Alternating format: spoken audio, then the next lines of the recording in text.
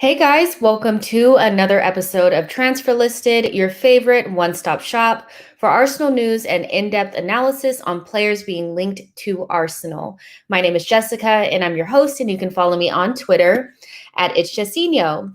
Happy Father's Day to everybody celebrating. If there are any fathers in the chat box, happy Father's Day. I hope you guys have had or are having a very nice day. Celebrate with your families and all those good things.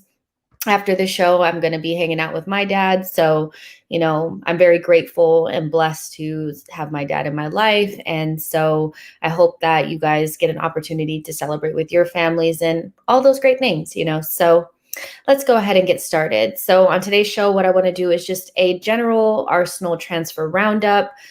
There's a lot of news, and I just want to kind of bundle it all together and put it out there. And then I just want to let you guys know that tomorrow at 7 p.m. UK time, we'll be doing a more in-depth player profile on Camavinga. So make sure you guys come back for that, but we will talk about him a little bit on this show. So let's see what you guys are saying now. Sean says, good morning, Jess. Good morning to you as well. Where I'm at, but hello still. Exactly. Matt says, hey, Jess, looking forward to the show. I'm looking forward to it as well. Starboy says, peace sign to you as well.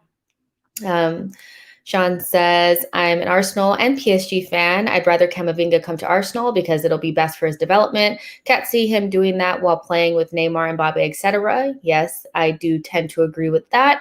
GK says, evening. Good evening to you as well. And Coog Swin says, no way we get Camavinga, but if we do, star eyes. Exactly. We will talk about all those great and wonderful things.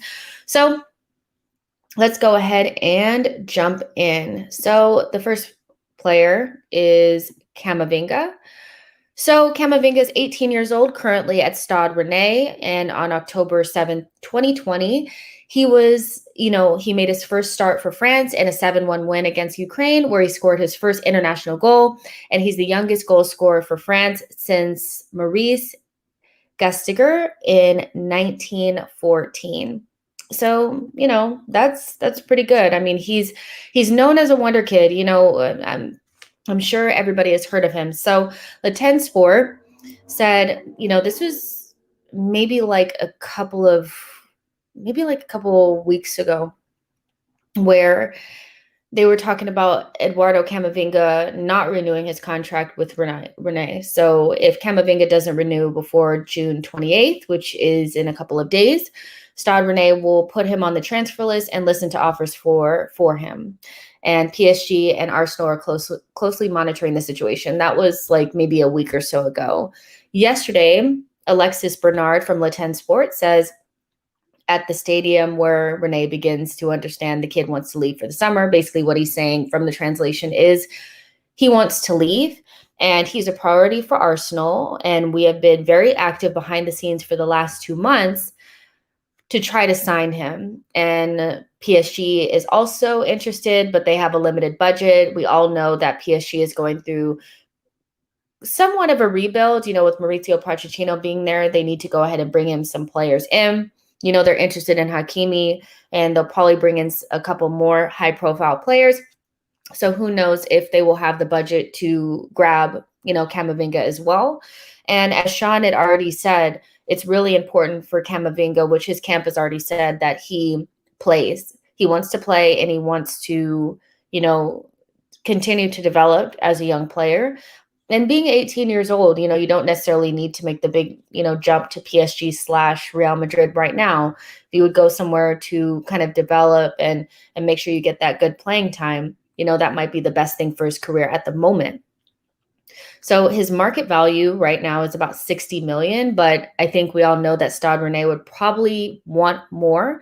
But with his contract due to expire June 30th, 2022, they've kind of lost a little bit of their negotiating power. So, when you let your player get down to the last 2 years of their contract, it becomes kind of like a slippery slope.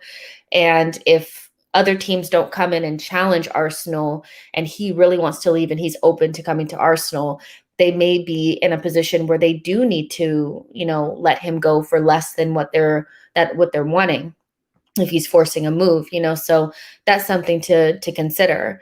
And it's also been kind of intimated amongst, Arsenal fans and some of the journalists that this may be what the holdup is with a potential move for Bissouma. Fabrizio Romano had already reported a couple of weeks ago that although Bissouma is a target of Arsenal, he's not the number one target. And it was kind of difficult to kind of see who that number one target was.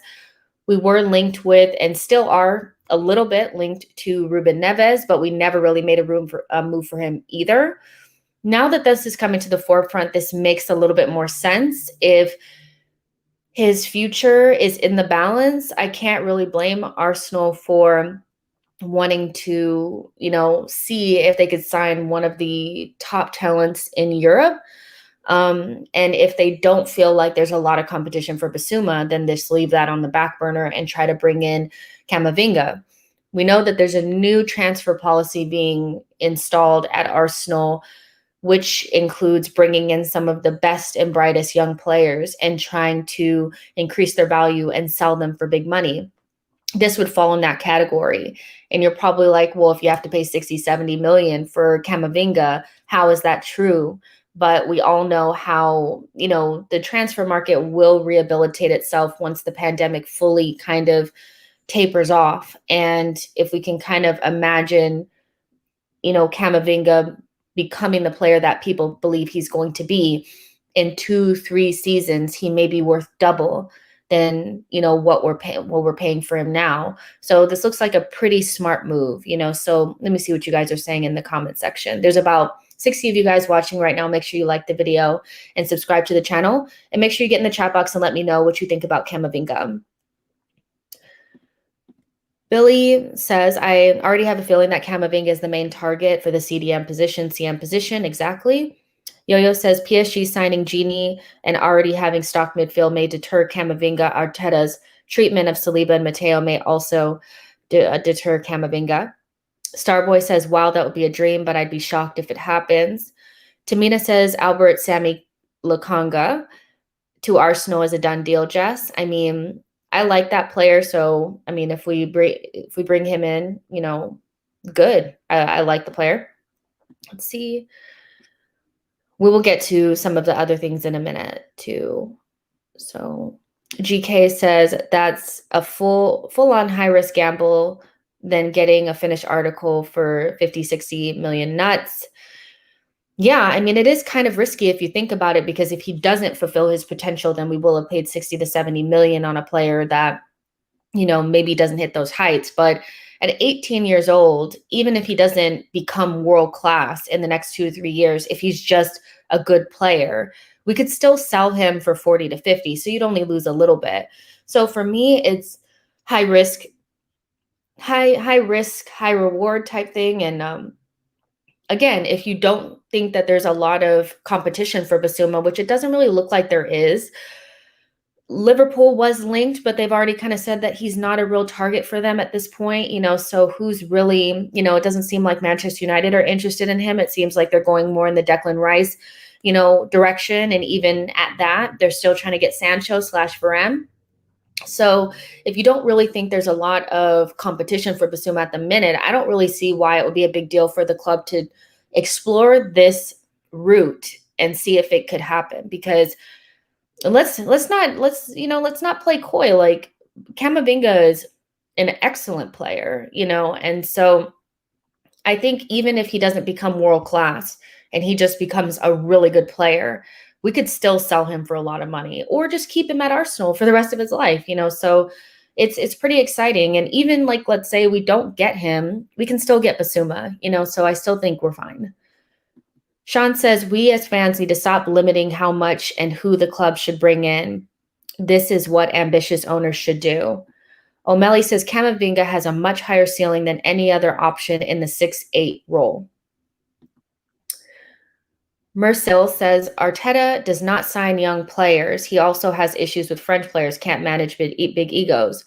Well, Arteta does not sign young players. That doesn't really make sense because he signed Gabriel, and Gabriel is a young player. He brought in Odegaard, for a loan. So that's a young player as well. He played Saka and ESR. Those are two young players. So, and he also is not the only one in charge of transfers. Edu is also in charge. He has issues with French players.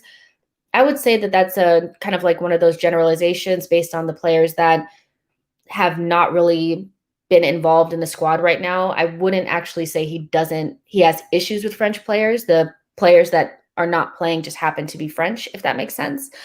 When you're saying big egos, I do tend to agree with maybe he doesn't like dealing with players with rough edges, and so I could kind of say that. But the young players thing, after one window, making a gross generalization about what he does in the transfer market after one window, I think is a little bit too much. And the French player thing, I don't really agree with, to be honest. O'Malley says, I don't think they are going to get 50 to 60 million for him in his last year, 30 to 40 max. I mean, if we did that, that would be insane, to be honest. JMS says, while housing all three of Camavinga, Lokonga, and Aziz sounds exciting, do you think that's manageable long term? No, I think at least one of them would have to go at some point, because all three of them are not going to play. And if you have Thomas, for the next 3 to 5 seasons, then one of them will probably not get as much playing time as they probably would want to. But maybe you keep 2 of them or even just one. The key is for Lokonga and Camavinga in particular, is being able to have an environment in which they can succeed so that their value increases. And if we, for some reason, would need to sell them, we would be making more and be able to replace at a high level.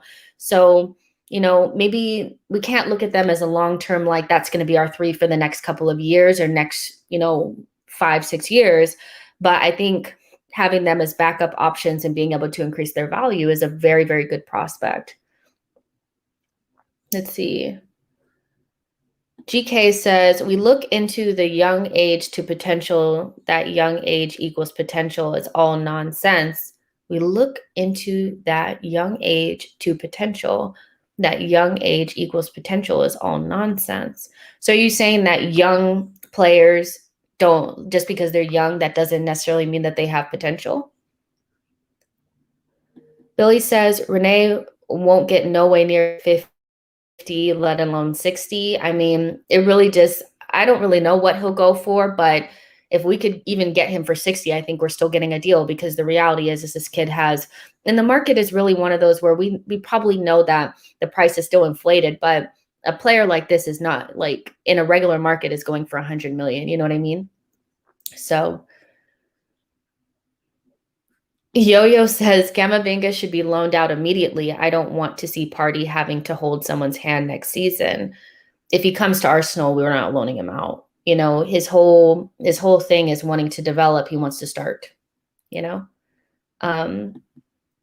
GK, we're not going to be able to compete with that model, going for high prestige wonder kids and expecting them to reach heights and stop it. I mean, the reality is bringing in one of those players is not going to deteriorate everything that we're doing in the window. We're not just linked with wonder kids. We are also linked with Ben White, who's 24 years old, James Madison, who's 24 years old, Houssem Aouar, who's 23 years old, Andre Silva, 25 years old. So bringing in one of these players doesn't really mean that that's what our entire team is going to be. As you've already said, like we've already said, Thomas is 28 years old, so I think getting one of these players doesn't necessarily mean that that's all we're going to have in our team. So, yeah. I mean, if you have an opportunity to sign Camavinga, I don't really think that you turn that down. This is somebody who's already made their appearance for the full French national team. So it's not really like he's some kid that's playing in the second division of the French league or anything like that. Waza says Lacazette is French. He's played young players who have worked, had done well. Guendouzi just has a bad attitude. Yeah, I don't really agree with he has an issue with French players. I would say that's not something that I would attach with Arsenal or Arteta. Starboy says, I don't think people realize how good Camavinga is. He's not your average wonder kid. That's what I'm saying, is that there's like another level of young kids that are above the level already. And I think because he starts for a League One team already on a regular basis, that he's already a little bit more ahead. I get the apprehension about having too many kids in the squad. You guys know I don't think that that's a good thing. But when we talk about getting a James Madison who will play in front of a Smith Rowe and a Ben White who will play in front of a Saliba, we're talking about having maybe 2 of these players in the team instead of like 3 or 4. Saka can start for Arsenal Football Club. Like, that's not a problem. So if your starting lineup has Camavinga and Saka, but the rest of the players are regular age, they're pre-prime or prime level, prime age players, I don't really see the issue with that, to be honest. Aouar is French, and he's Arteta's number 1 target. Yeah, exactly. So, yeah, and you guys remember at 7 p.m. UK time tomorrow, I'll be doing an in-depth analysis on Camavinga and how he will fit into Arsenal. So we'll talk about what that means for the formation. We'll talk about what kind of player he is, statistics, all the nitty-gritty. So make sure you guys are subscribed to the channel so you don't miss out. Oh, yeah, and this is the other thing, Haji. Yes, I think his first choice would be PSG, but the reality is if they don't have the money to buy him and he wants to leave, then he would probably come to Arsenal because we can still give him what he needs, So there's definitely that. But again, if we didn't get him, it wouldn't be the end of the world because we would still be able to go get Basuma, because I don't actually think there's as much competition for him as it seems, because if there was, he'd be gone. You know what I mean? There's nothing stopping anybody, from getting him at this point. Make sure you guys are liking the video as you guys are chatting away. All right, so the next player that we're going to talk about is somebody that we know very well, Houssem Aouar. So Aouar is 22 years old, currently playing for Lyon. The Sun has reported that Arsenal are lining up a $20 million bid for Aouar with a wage package of $100K per week. What they're saying is we were priced out of a move last summer, but due to the French league having money troubles and Lyon missing out on Champions League, they need to sell. This is a player that we know very well. I don't know if we were necessarily priced out or there were some crazy things going on with the agent who's his brother or whatever. But nevertheless, it's a player that we were really interested in. Alexis Bernard for Le 10 Sports said, and replying to somebody else, he basically said that Arsenal still want Aouar, but he's not a priority. And the player wanted to go to Juventus. So basically, he's not our first choice, but we're still interested. He would be interested in going to Arsenal, but Arsenal's not his first choice. Juventus is his first choice. Either way, I haven't really seen him reliably linked to Juventus this summer. And for me, I still think that this would be the steal of the summer. Me and George talk about this all the time, that I know there's question marks around Aouar and his perceived attitude issues and the fact that he comes in and out of games and all that kind of stuff. But from a profile perspective and his statistics, he's an elite level attacking midfielder that would really fit in with us on the left-hand side. I know some people, Arsenal fans, believe that we have enough quality on the left-hand side, but in reality, for me, I think because he can play as a left midfielder as well as a left forward, I think he'd be a nice option to kind of bring together what we're kind of doing, like Aouar on the left, Emile Smith-Rowe through the middle, and Saka on the right. To me, just feels like it makes a lot of sense. So he's somebody that I would like to see come into Arsenal if that's something that we were seriously into. This also feels like an alternative to James Maddison. I know that some people are kind of, or are we going to get both? I can't see us getting both. I would say that this feels like an either or. Even though I would love to see like Aouar, Maddison, and Xhaka behind the striker, even with a $250 million war chest, it seems unlikely. And I also kind of doubt the validity of the Sun, and this may just be an agent move to get other teams to come to the table for Aouar. So it seems a little bit less reliable than the James Maddison thing for me. Even though I know that we are interested in Aouar, we have been interested in him, I'm not sure that I really buy this. So what are you guys saying in the chat box? Let's see. Sean says, if Aouar comes, I won't be mad, but if Bissouma is the choice, I take that instead. Starboy says, when even is Aouar's best position? What even is Aouar's best position? I don't see him in a double pivot or in a 10, probably left center mid in a 4-3-3. He's played in a double pivot with Ndombele for Lyon before. He also can play 10, but that's not his best position. He's best as a left 8 in a 3. And he can also play as a left forward. So he can play multiple positions, which does fit the bill for what Arteta, wants. And at 20 million, that's kind of like a no-brainer if you're talking about, Arsenal fans are very upset, or some are up in arms about the amount of money we'd be spending on James Maddison. 20 million for Aouar. You'd have to take into consideration the inconsistencies and maybe the attitude, but players that cost less usually have a little bit more, they're a little bit more rough around the edges. You have to deal with some more, things that maybe you don't want to have to deal with, but hey, it is what it is. So 20 million for Aouar versus 60 million for James Maddison, take your pick, but he can play multiple positions. Haji says Aouar is inconsistent. That's a gamble. I mean, at 20 million, that's 20 million in this market is nothing. We're paying 15 to 20 million for Sambi Lokonga. His transfer market value is 45 million. That's Aouar's transfer market value. So you're paying way under market value for a player that has elite stats in the attacking mid position. So it's not really, it is a gamble, but not to like, if we were paying 60 million for him, that would be more of a gamble. You know what I mean? 20 million is nothing for a player of his quality, to be honest. Priceless Truth Records label says Neves isn't a target, but Camavinga is the real target. Tony says, I buy this as much as I buy everything else from that source. Absolutely nothing. GK says Aquarium has regressed, like he was way better when he broke through. Is that Aouar? Don says we need to go for both Aouar and Bissouma if we want to challenge for top 4.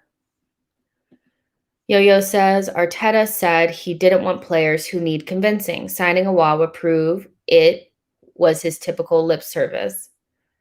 Okay. Starboy says for that price, I don't see it as a gamble. Me neither.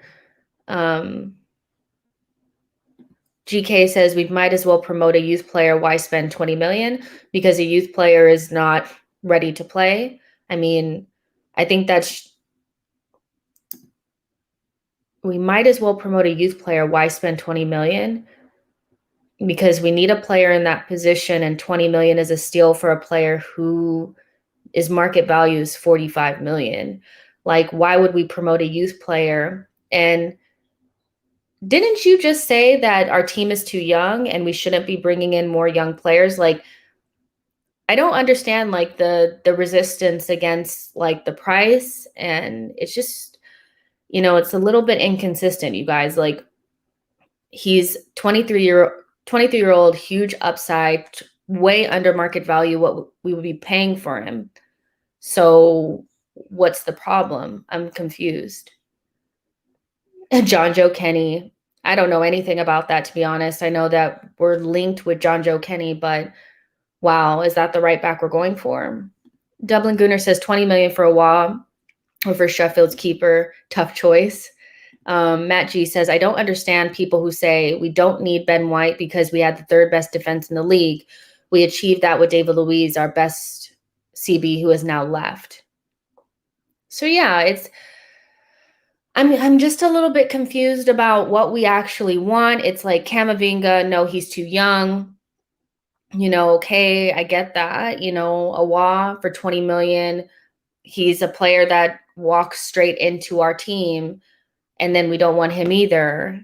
Like, what do we actually want, Exactly, not from our wallet. So, exactly. So, mixed reactions on both of those, So, let's talk about Andre Silva. 25-year-old currently playing for Frankfurt, 28 goals and 8 assists last season in the Bundesliga, and currently is in the team for Portugal at the Euros. He was second only to Lewandowski for goals last season in the Bundesliga. Obviously, Lewandowski had 41. He had 28. He scored more than Haaland. Duncan Castle says Arsenal have already begun talks to sign this striker, and the club would need to sell Lacazette in order to complete the deal for him. 34 million euros could get the deal done. I did a more extensive player profile on him yesterday and ultimately gave my verdict on whether he's good enough for Arsenal. And I will post that link in the chat and in the description box so you guys can check it out after you leave this one. But I just kind of want to get your guys' ideas on this because we've already kind of went over him a little bit, but the links kind of still seem to be there. And I don't really think Lacazette is going to be here next season. I really don't. So this is the striker that we've been most reliably linked to in the last couple of days. So what do you guys think about him? And I'm going to go ahead and drop the link for the Andre Silva show so you guys could watch that after. So, yeah. I don't know, you guys, when it comes to the striker situation, I kind of said this yesterday that, I'm not quite sure we need to be relying on Balogun if something were to happen to Aubameyang. It's just our luck, that if something would happen to Aubameyang, it would happen next season when we're under immense, pressure. So, like, let's say Aubameyang was unavailable or wasn't holding, wasn't scoring the amount of goals that we think he should be scoring. Could we rely on Balogun to step in? I'm not sure that we could, and I'm not sure that we should be doing that.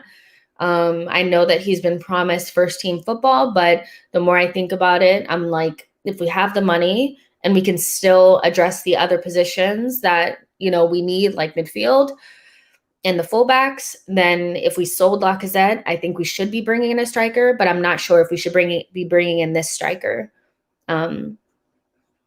Let's see.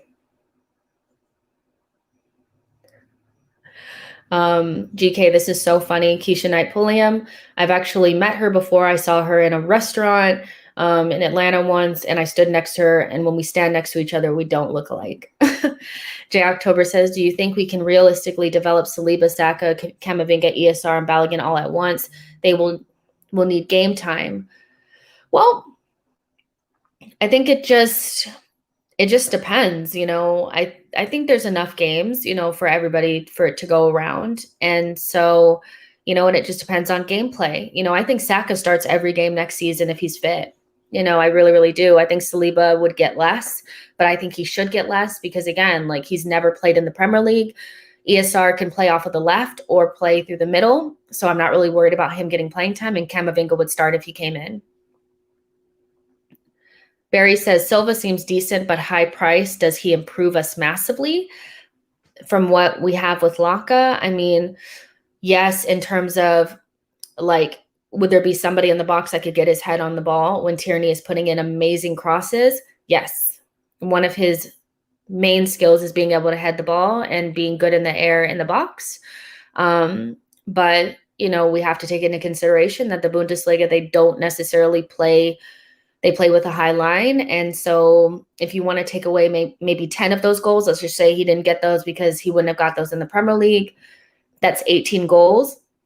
And I think Lacazette scored 15 this season, you know, so maybe it's comparable, you know, but then we also have to take into consideration that if we do lose Lacazette, we need somebody who's better in build-up, somebody who can drop in deep and is not as, you know, Aubameyang's not great in build-up, you know, so you would be able to add that. So I think in terms of fitting into our system and a player profile standpoint, I think he's well-rounded enough, you know, to play for Arsenal, you know, but I'm just a little bit like, can we afford to have a player adapt for a year? Because adaptation scares me just a little bit.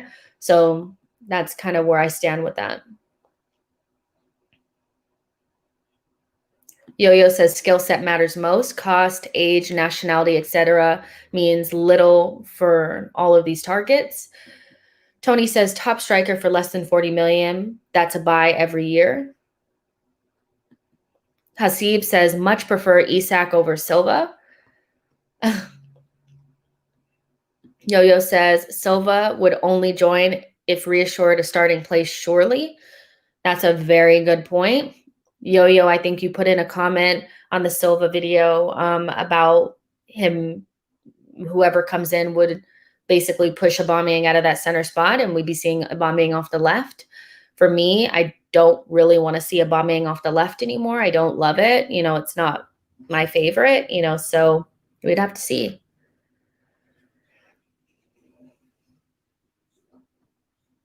Hasib says, would I take Isak for 45 million?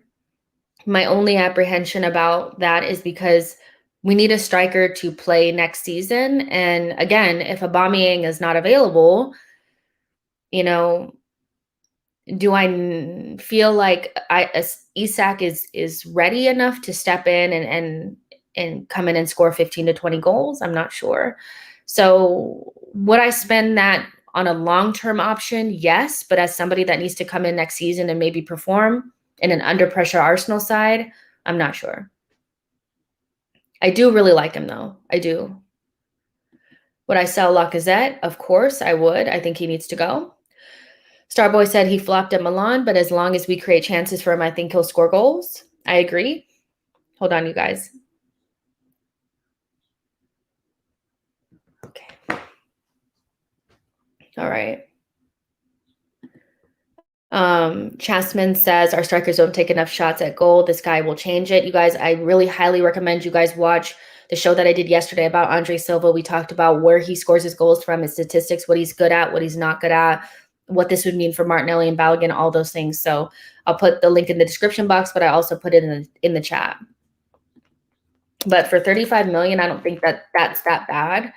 And if you think about, we could get him now and maybe it's risky, but maybe get Isak when Aubameyang leaves, and then you have Isak and Andre Silva as your striking options. You know, I just think Isak is a long-term replacement for Aubameyang, and we need somebody to come in and fill in for Lacazette. You know, and I'm not sure that Isak does that because he's still very raw to me. There's about 88 of you guys watching right now. Make sure you like the video, subscribe to the channel, and let's keep going. Hold on, you guys. I need to get somebody to get my charger because my thing is dying. Give me 1 second.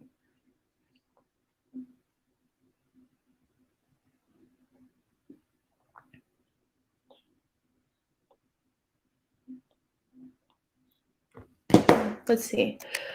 Okay, so let's talk about some outgoings. I know it's not as exciting. We want to see about who comes in, but to be honest, like if players don't leave, we can't bring anybody in. So let's talk about Lucas Torreira.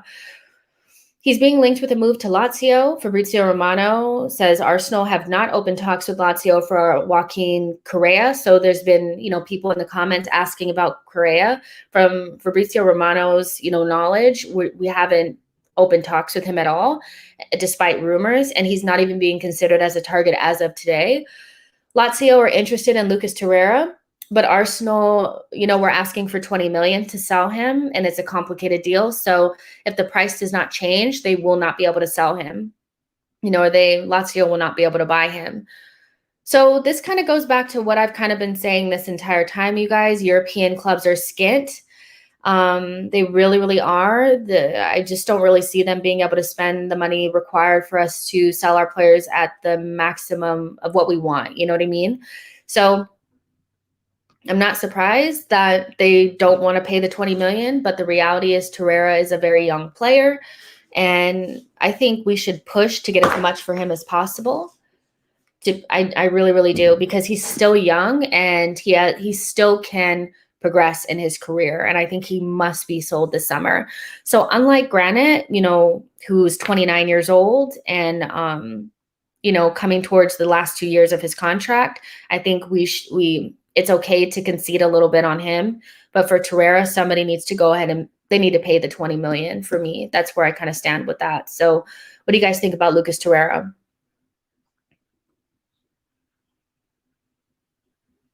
Let's see.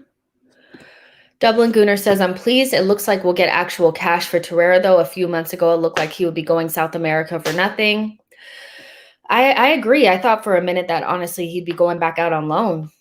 I didn't think anybody would be interested in him. Hold on, you guys. Let me put my computer on the charger. Give me 1 sec.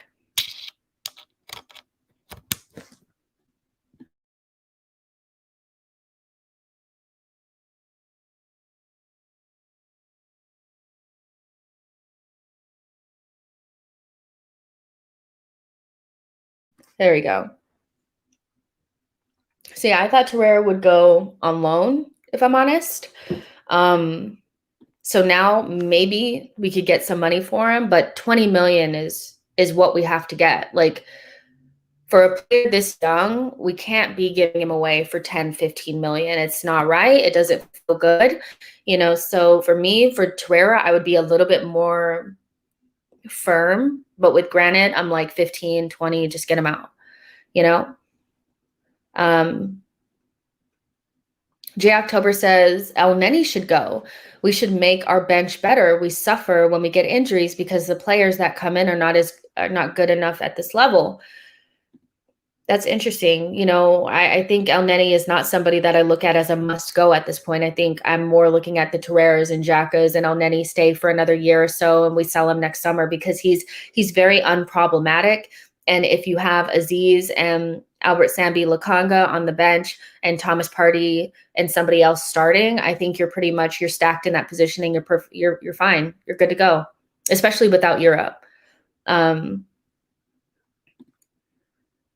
Cogswin says, great content. Keep it up. Thank you so much. Starboy says, I think if he leaves, it'll be late in the window when teams start to panic. Good point. Hasib says Torreira 20 million plus bonuses. Nocturnal Gunner says, I want us to get him out quickly because he's unhappy and we could use the funds. Yes, we could use the funds. Tony says, I love LT. Top level destroyer. Not a good buy, though. Happy for him and the club if he leaves. Exactly. Me as well. GK says Arsenal signed Lakanga. It looks like all's going ahead. I know some people are like, everything is completely fake until they're holding up the shirt. That's perfectly fine. But reliable journalists have said that he's pretty much an Arsenal player, so we're just assuming he'll be here. Bowie the Cat says, I like Torreira, but I think we should cash in on him. I don't think we should sell him for cheap. It's so unfortunate, just because he was the wrong profile. I think we missed the boat with the whole bringing in the small destroyer. If you wanted to do that, you should have brought in Conte when you had the chance. It's so weird that we missed out on Conte. We went and got Xhaka, and then when we realized Xhaka was the wrong thing, we got Torreira. When the league is clearly telling you it's getting faster and stronger, and so bringing in Torreira was always going to be an issue if you didn't have a manager that really, really wanted him. Unai Emery didn't want him. Arteta didn't want him. I don't know what Atletico wanted, but it didn't seem like they wanted him either. So it's just so unfortunate. I think Italy is where he needs to go, and I hope he gets his move there, but not if we have to sell him for like peanuts. GK says Torreira is more suited as an 8. Don says people love contradict themselves. Don says we have a great chance of having a good season, no Europe, less distractions if we buy the correct players. Good point. GK says we ruined Torreira when we signed him, told fans he wasn't the DM we needed. AK Gunner says if we can't get decent money, 20 million for Torreira, we should consider cash plus player swap deal. From anybody or Lazio? You know, are you thinking about a specific player from Lazio? Let me know. Yo-Yo says, could Torreira not work as the deepest in a midfield 3 despite his shortcomings? I think he's limited in his mobility. His passing range is quite limited as well. I don't think he's as bad as people make him out to seem, but I just think he's lacking. His shortcomings would really limit our ceiling, and we already saw that with Xhaka that we don't really need that. As a backup option, if for some reason we couldn't sell him, I would be like, okay, that's fine. But the reality is he's so unhappy in London that it's almost not worth having him at all.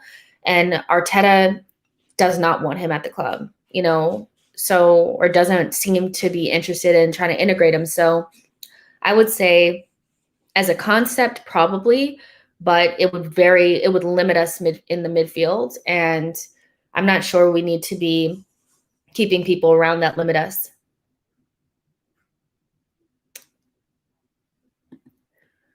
Dubber Ducky says, if Roma didn't raise their offer of 13.9 million, would you keep Xhaka or sell? I think you just got to sell him. I do. Because his situation is so different to me because he's 29 with 2 years left on his deal. And so I just think we need to, and he's such a big figure at the club that we need to remove these pillars of influence in our club and just rid ourselves of it. Because although, Luis and Bellerin and Xhaka are leaders, are they the type of leaders that we really need? It's like we're reliant on these players, but the fact that we are reliant on them limits us in such like huge ways. So I think from a perspective of he limits us on the pitch, and he's also a pillar of influence, I think you have to concede. And his contract and age also makes it easier for me to say, just get rid. Tony says we might have to bite a loss on Torreira. We can't buy cheap and sell expensive in this market. Yeah. If we do, then it is what it is. But I really, really want us to sell him for as much as possible because he's just too young to be selling for like nothing. MS says, is there a massive difference between Lokonga and Guendouzi? Well, I can say for sure that I know exactly what type of midfielder Lokonga is. For Guendouzi, I can't really see, what he actually is. And the massive difference is probably attitude. There's also that as well. So I think if Guendouzi, I would say from a playing standpoint, they're both very talented and have a lot of promise. But from what I've seen for Lokonga, he fits the bill in terms of his ball progression. He's very clean on the ball. He keeps it. He has a good passing range. And I think Guendouzi he's such a passion merchant that we look past his limitations or the fact that he's a good player, but we're going off of potential here. And I see more than just potential in Lokonga. I see an actual player that I can pinpoint. Okay, he's a 6. He can play as an 8, but he's a 6. He can receive the ball off of the back line. He's very clean in his possession. He's a ball progression monster, and his passing range is really good. Where Guendouzi, I still don't really know what he is, plus attitude, Let's see. All right. So we have some more to go through. Hold on really quick. Let me pull up the next one. So we're going to talk about said Kolasinac, and we're just going to say said Kolasinac to Italy in general. You know, we don't really know where he's going to go, and I think it's his birthday as well. So happy birthday, said. But the 28-year-old is being linked to Napoli and Lazio, and that's coming from Daniele Longo. And Arsenal want $4 million for him, but of course, as we always know, his wages are going to be an issue.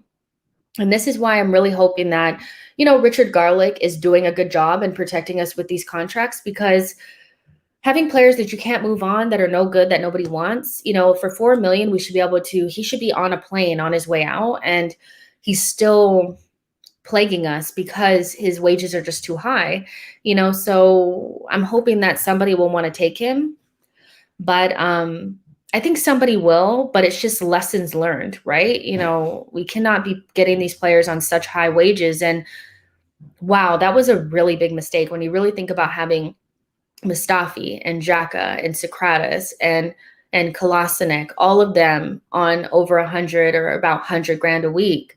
What were we thinking? You know? So what do you guys think about Kolasinac? Kolasinac out. Tony says, I'd sell Cola for $1. Starboy says, worst case scenario, loan him out and pay a percentage of his wages for last year. Barry Bird says, Guendouzi shines in crazier, chaotic football. When it comes to structural, tactical instructions, he is not as good. I agree with this. J October says, we have to cut our losses with most of our French players. The new team we're building is so exciting. Dave says, another mistake by the board with Kolasinac. I agree. Dubber Ducky says, speaking of birthdays, did you all know that 3 of Antoine Griezmann's kids have the same birthdays? I did know that. Weird, huh? That is so crazy. I wonder, like, could you pay, like, a doctor to try to make that happen? Because there's no way that happened naturally. Like, you know what I mean? Like, could he have been like, okay, we're going to, you know, let's not even go there. Why am I thinking about this? Chasman Jeffers says, why sign this guy in the first place? I mean, I feel like at that point in time, we were really heavily reliant on Stat DNA. And basically with Stat DNA, you input, you know, it's basically like, you know, inputting what you want, and then it spits out options. And we're looking for a cheap option as a left back, you know, and he was a free signing. And from his compilations, he looked like this strong, really fast guy. But from the technical side, he's absolutely dead. Like he's just not good technically, and his limitations began to show. I think he was also very intertwined with a group of players that didn't have the club's best interest at heart. And so I think when you recruit players, you have to recruit them holistically. You can use Stat DNA to give you a set of players based on, you know, certain search requirements or search results or whatever. And then you have to go watch them and see what they actually do in a game type situation. You need to know what their temperament and attitude is like, you know. So I think we never did holistic recruitment. We would do one thing or the other. And Stat DNA is really good for getting you a, you know, looking at a broad set of players and being able to dwindle it down and get like a core group of like 5 players, but you still need to do more work. And I don't think they did the final work on Kolasinac to see if he was really a good fit. MS says, Kolasinac reminds me of a stronger version of Semedo. GK says he was in Bundesliga team of the season, but he was playing as a wingback. Very good point. We saw that when he played as just a regular fullback / a left-sided center back, which was probably one of the scariest times of watching Arsenal, watching him as a left-sided center back trying to play the ball to the back. He wasn't good at that. When you play as a wingback, you don't have as much defensive responsibility. Your defensive, you know, inefficiencies are masked by having an additional center back there to save your ass, you know. So Kolasinac really got over, didn't he? You can't cross the ball. Yeah, it was really funny when people said, you can't cross the road. Like, it was just so funny. I mean, not funny. It's funny now, but it wasn't funny then. But yeah, he's not very good.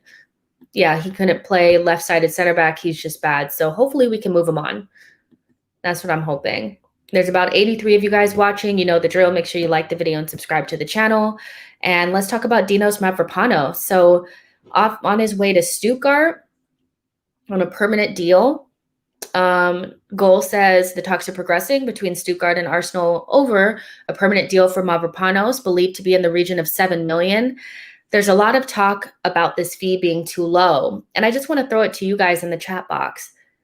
Do you think 7 million for Mavropanos is too low after the season that he had at Stuttgart? You know, he did really well. He was able to stay relatively uninjured, which he's had a really big, like a hard time doing at his time at Arsenal. So do you think we're selling him for too little, or do you think that it's okay to just kind of cut ties with Mavropanos? I mean, his market value is 6 million, not that much more, you know? So what do you guys think? I'm telling you guys right now that his transfer market value is 6.6. Like it's 6,060,000. Like it's very, very cheap. How much did we pay for him? Let me check. I'm not sure. We paid like 2.3 million.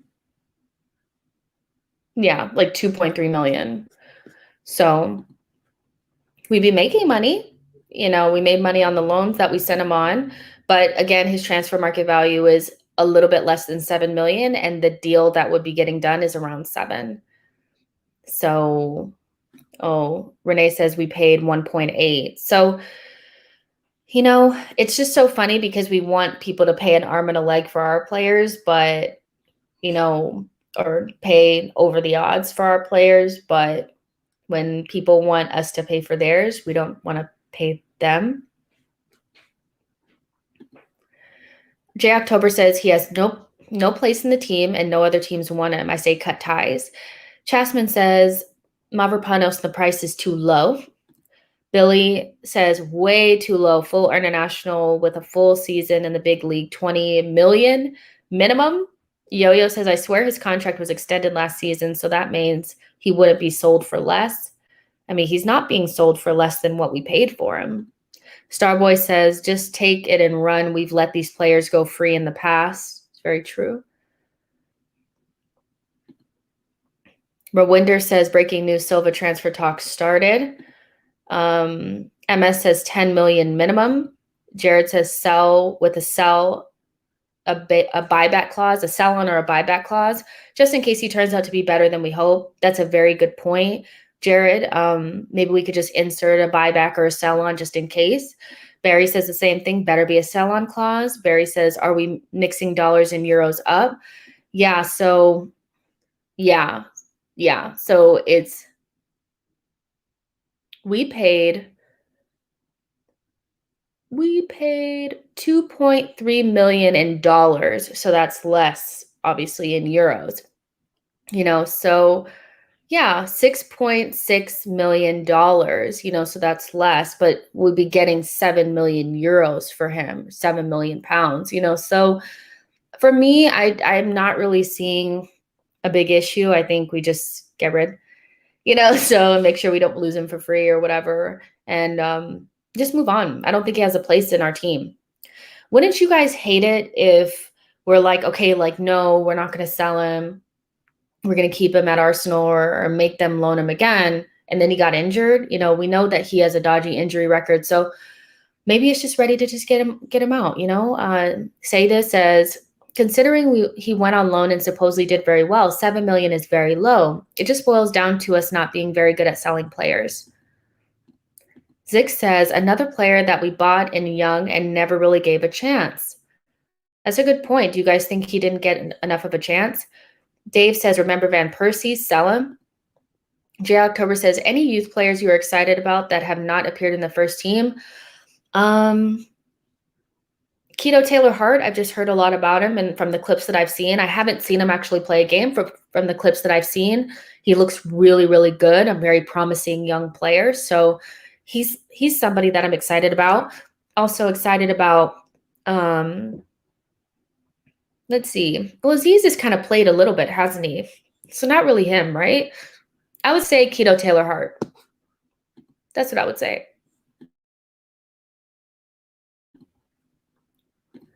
Zick says, I would like to have seen 10 million, but 7 seems decent.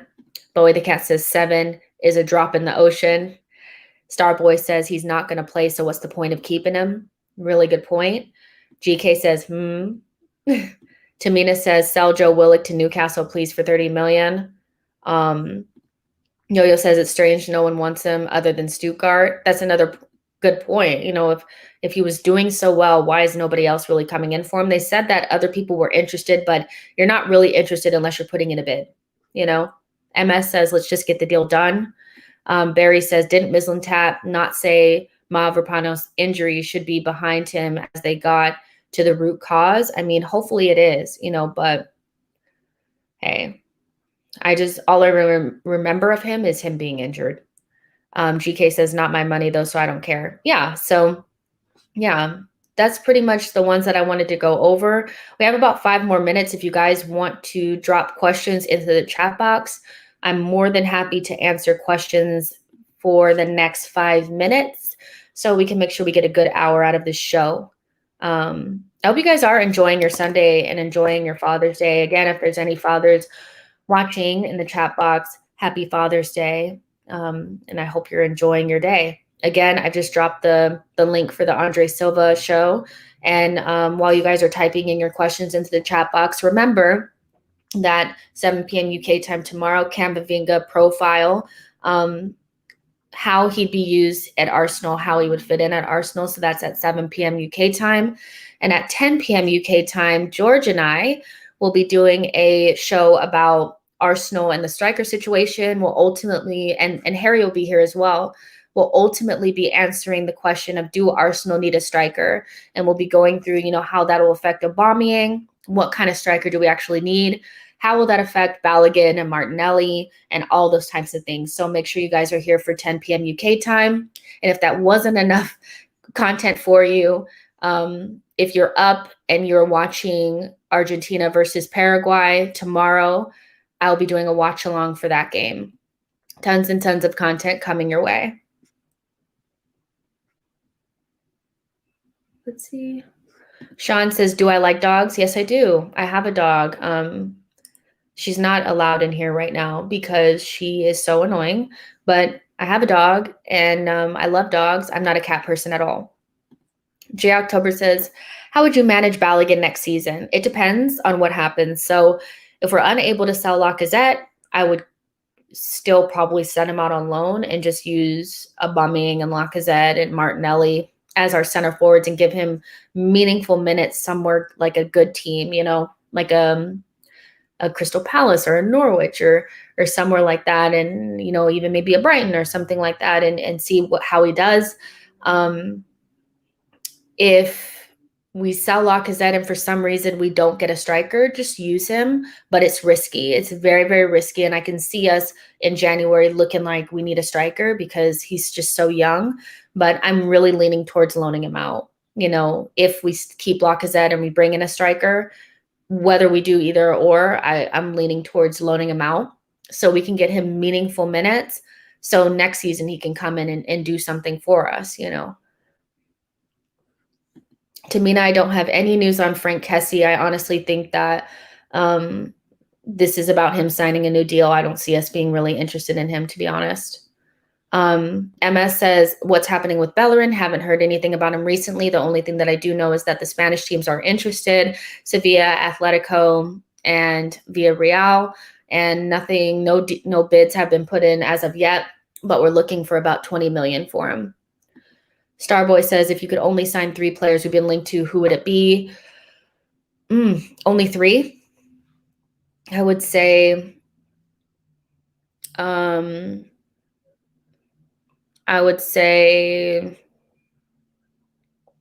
I could only sign 3, it would be Basuma, James Madison, and Ben White, and I would play him as a right back, as an inverted right back, and play Saliba next to him. Dave Riley, no, I take that back. I would say Basuma, James Madison, and Onana. Take it back. Dave Riley says, Jess, who's your favorite Arsenal player ever? It's a very equal tie between Gilberto Silva, Patrick Vieira, Robert Pires. Between the three, it was Ashley Cole for a very long time, but when the Chelsea thing happened, I just never really recovered from it. So Vieira, Gilberto, and Robert Pires. And if I had to choose somebody from the Emirates era, by far Jack Wilshere. Like, I love that kid. Like, I know he had his injury issues, but I just thought he was just so good. So I would say those three plus Jack Wilshere. Those are my favorite players. Very hard to choose one for me. And I do love Henry. It's not that I don't love him. It's just, again, just the way I played, soccer back in the day and stuff. Those are just the players that really influenced me. I love the way that they played and everything. So, let's see. MS says, which three midfielders would you choose from all the ones we've been linked with? Lokonga, Basuma, and James Maddison. Barry says, did you see the links with Lamptey again? Talented player, but is he a good right back? Are we really linked again? Or better further up the pitch? He plays like a wing back, so we don't play with wing backs. So I think for Arsenal fans who are really complaining about Bellerin not being great at defending, Lamptey is basically Bellerin pre-injury. So very fast, but also lacks a bit of end product. He gets into good positions, but his final ball tends to be lacking, which is the same thing we have with Bellerin. And he's just not a great defender, and I'm worried about his injuries. So he's not the right back I would take. I would either do the inverted right back thing with a Ben White or a Tyler Adams or something, but I'd prefer like a Riddle Baku. And if I couldn't get him, I'd get Max Aarons. Like, I don't understand the Lamptey thing. I really don't.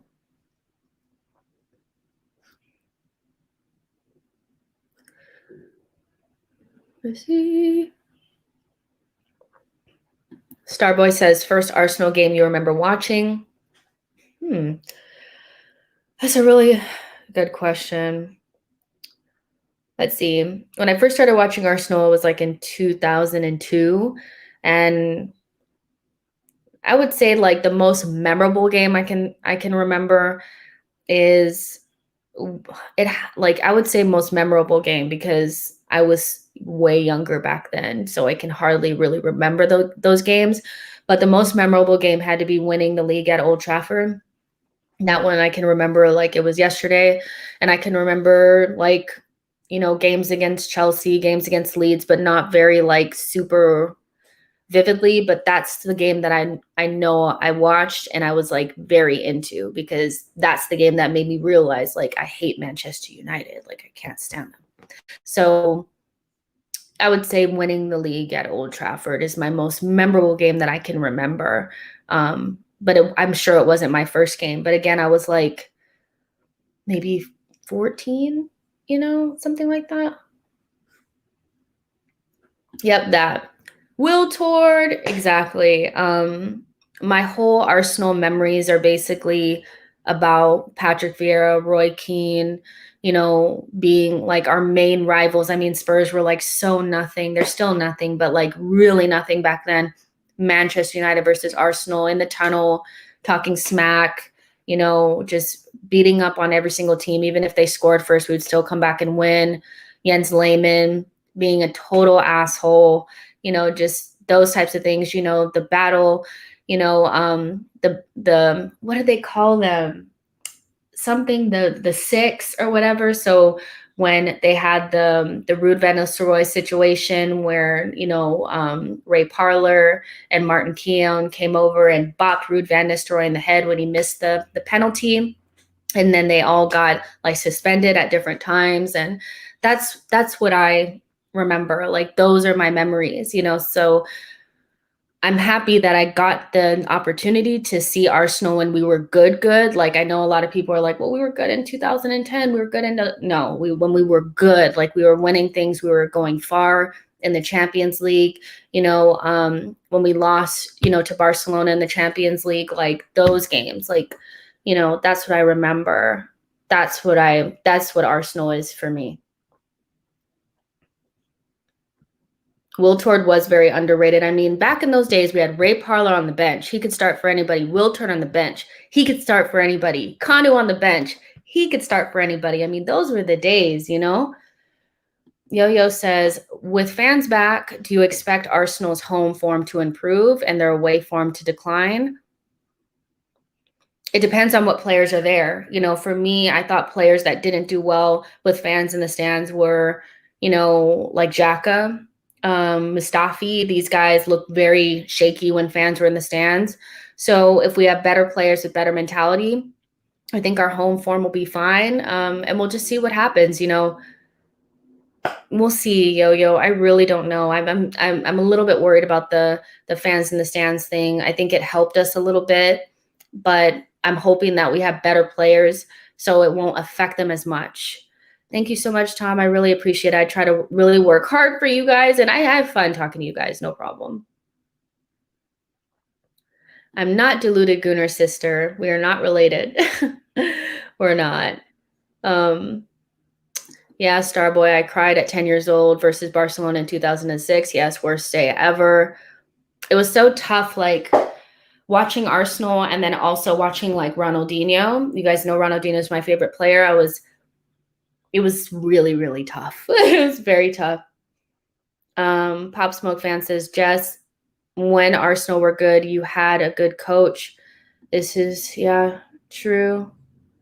Arsene is a legend. Well, before we go, I'll show you guys this. Found these pictures. I showed you guys some of my pictures yesterday, so I'll just continue to share with you guys because I don't think you guys believe I like actually played like for real. So can you see? Can you guys see that? Memories. So I'll find a way to post these on Twitter so you guys can look at them and stuff like that. I'm trying to figure out if I can get my tapes, you know, so I can post those. High school pictures, yeah. So that's me, y'all. Yep, rocking the jersey. Thank you guys. And I played midfield and right back.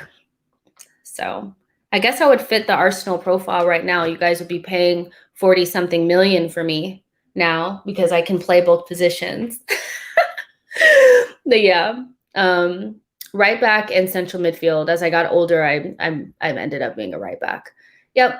All right, you guys. So that's it for the stream. Nice and long, you know, like 1 hour and 7 minutes. There's about 88 of you guys watching right now. So make sure you guys like the video and subscribe to the channel. 7 p.m. UK time, 10 p.m. UK time, and then a watch along for Argentina, Paraguay. So, yep. I will talk to you guys later. Take care of yourselves. Please enjoy your Sunday. Happy Father's Day to all the fathers watching, and I'll see you guys tomorrow. Bye, y'all.